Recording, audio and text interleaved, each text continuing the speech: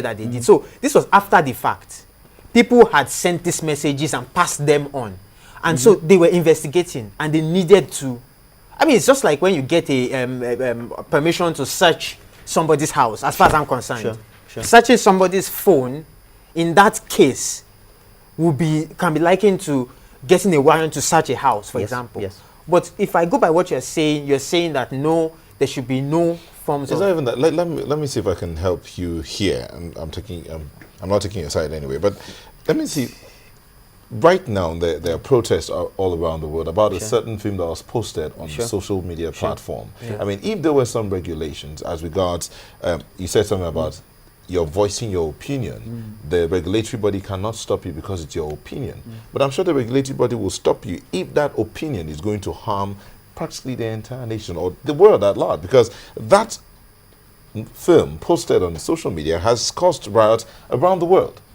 And yet you still say there shouldn't be any form of regulation? Restriction is different from regulation. Oh, but if there is regulation, that means there is restriction. No. What we're saying is this. So, I'm voicing my opinion. For example, I have already voiced my opinion, which is the example of what Uli gave. I've voiced my opinion. Is it right for people to then track my data? Two key things. One is the fact that they can make the request. It is their choice to make the request. Absolutely. But it is my right to have my own privacy. It's like you've been in a hotel room and they plant cameras all over the hotel room watching you because they want to be sure that there's safety and security all over the country.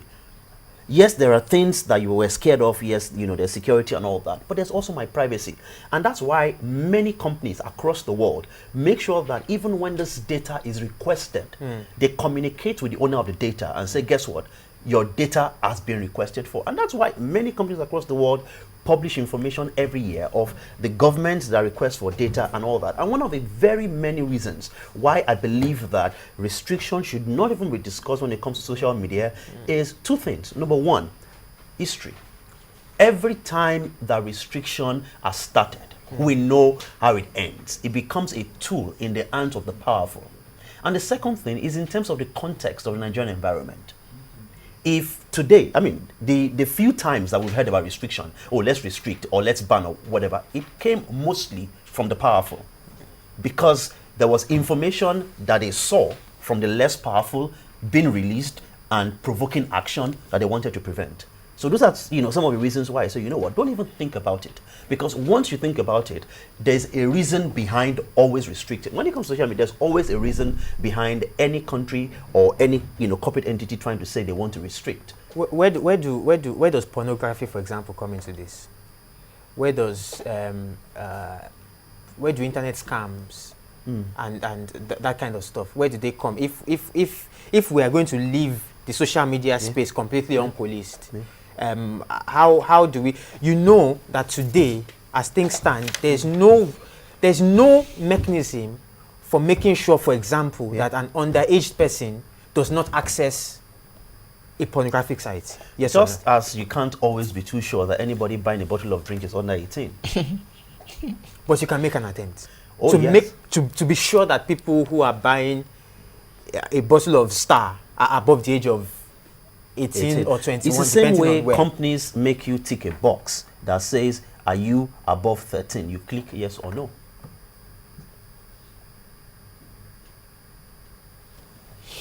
All right, gentlemen, at this point in time, we'll take a quick break, and when we return, we'll continue with our conversation. Should there be some restriction to the social media platform in Nigeria? We'll be back after this moment. Please don't go away and keep your tweets coming in.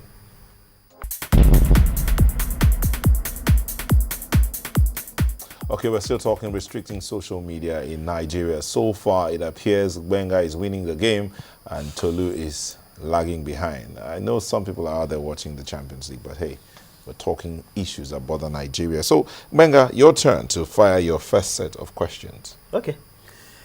Tolu, you are very popular on social media, aren't you? Well. Do you think that your account is a restricted account? In some way it is. How?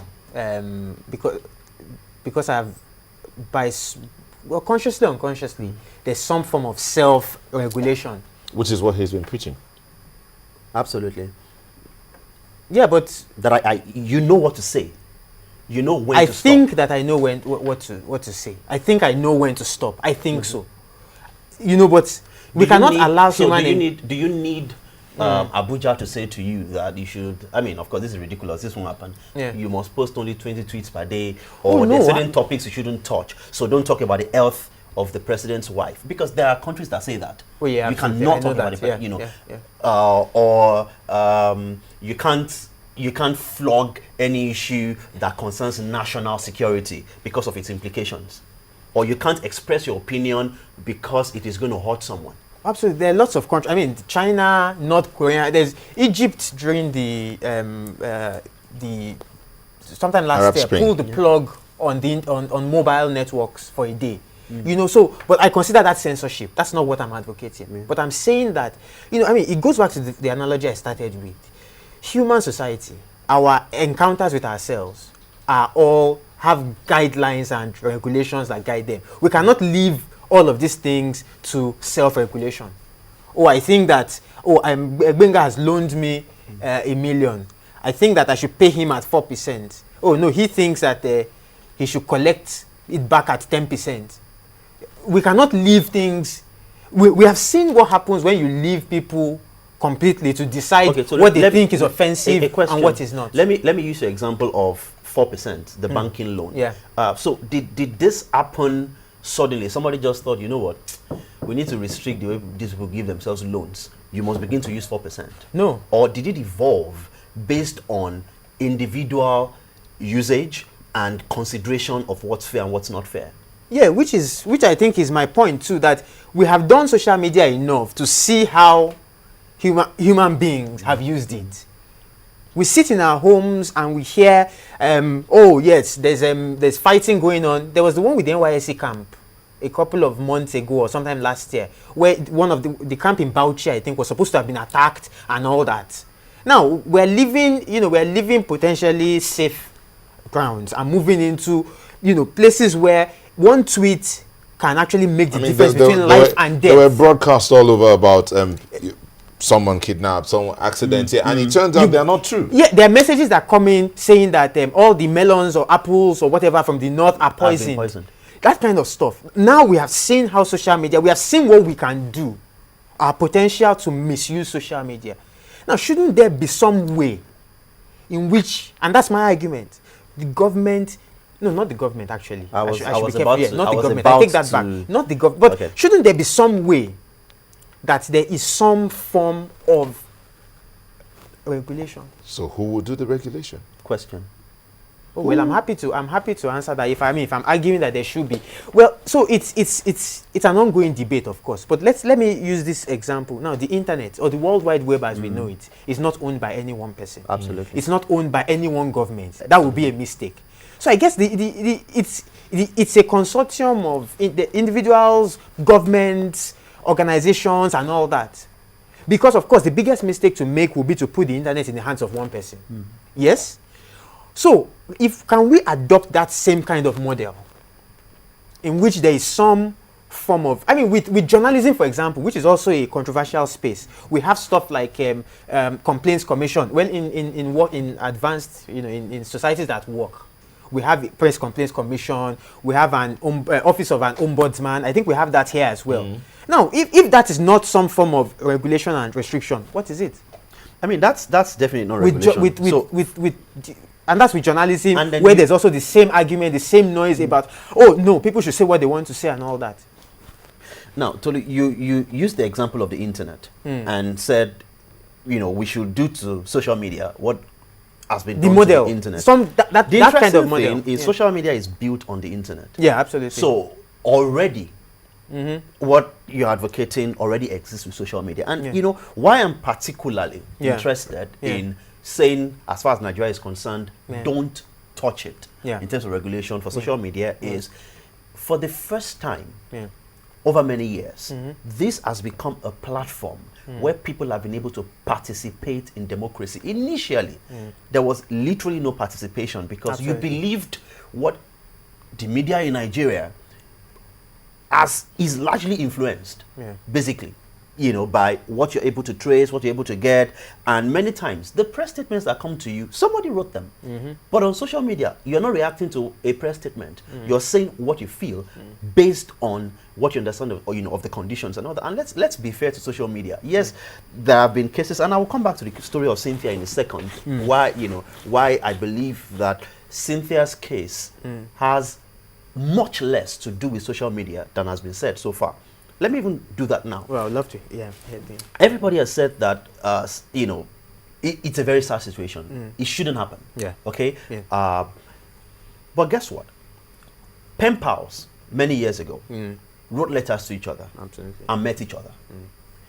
If social media is like a new kind of pen pals scenario, and I'm sure that it would have happened in those days of pen pals, that some people would have met each other and things would have gone awry or gone wrong or something. Will that mean that you would hold, you know, writing responsible for every evil, or for that evil, and say, you know what, we need to restrict what people write and how they write? The same thing with social media.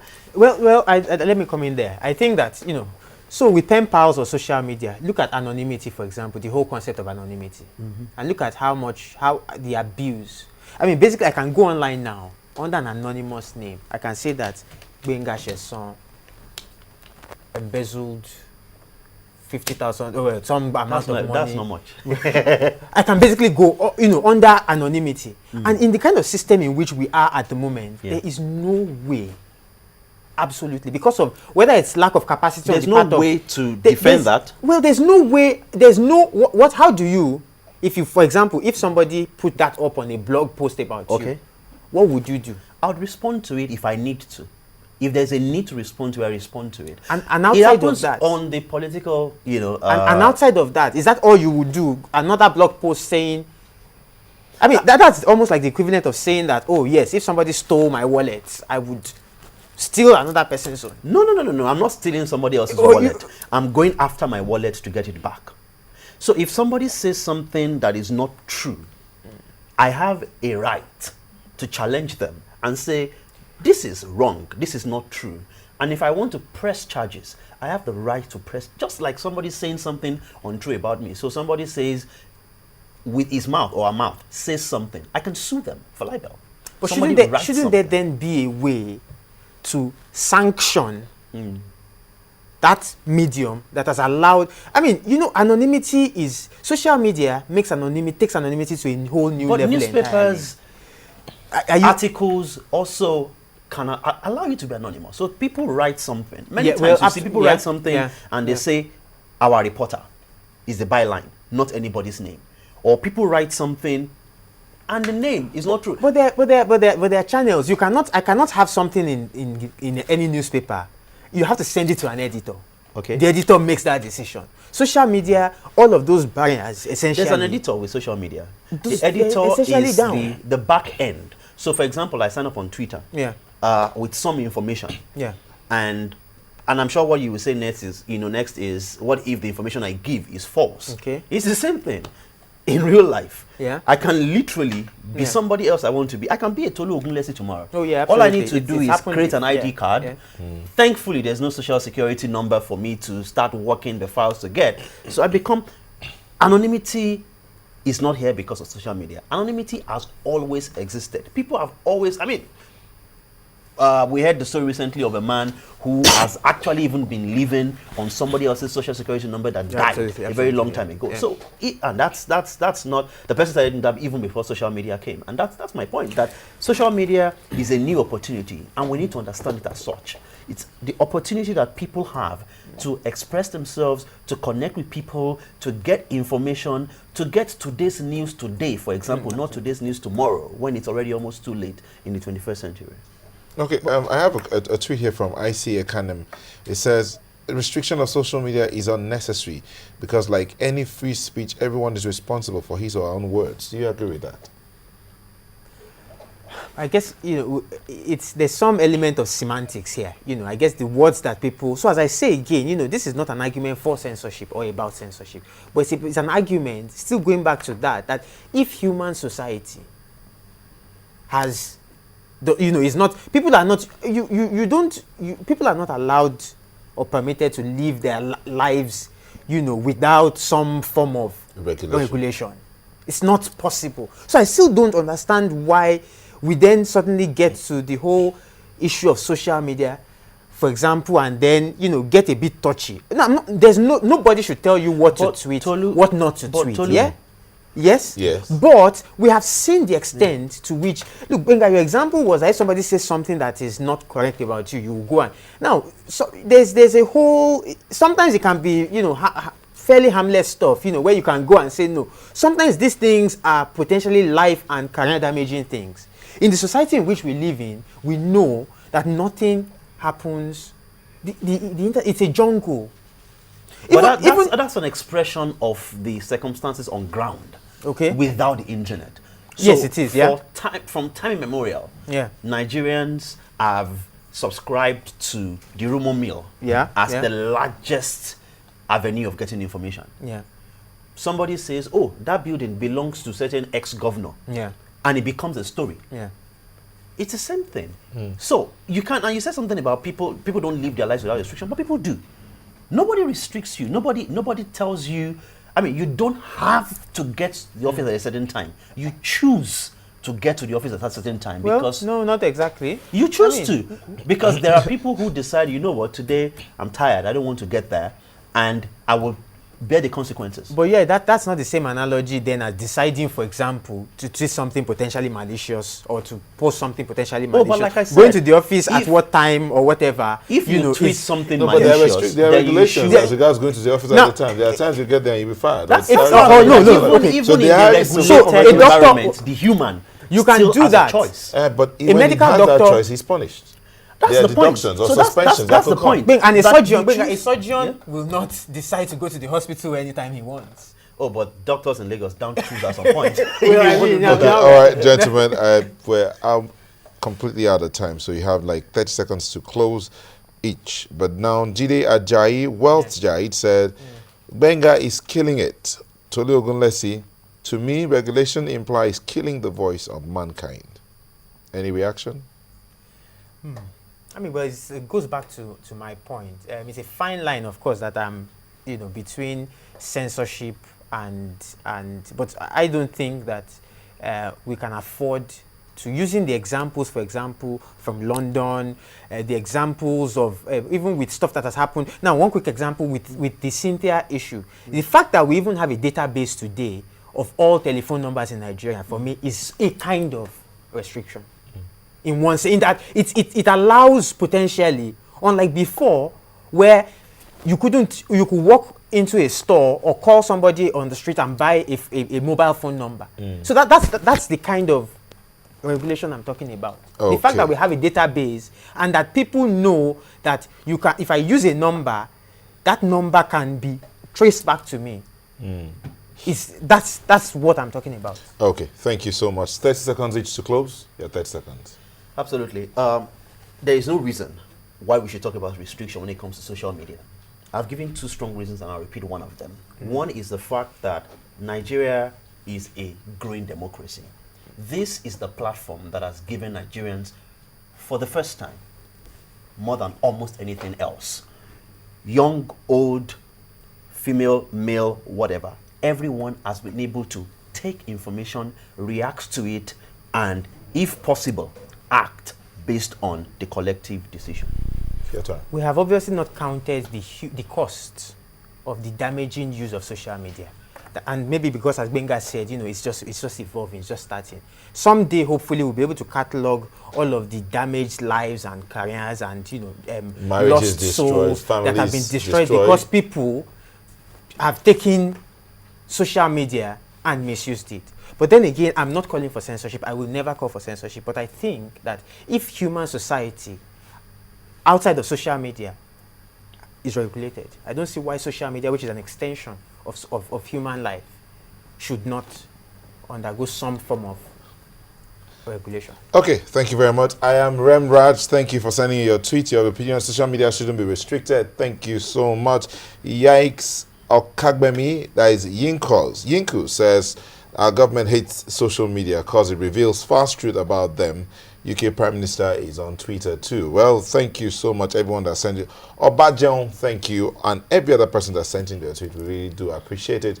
We'll bring you the edition of the program same time next week. Until then, remember to regulate yourself. Don't wait to be regulated. Have yourself a good night.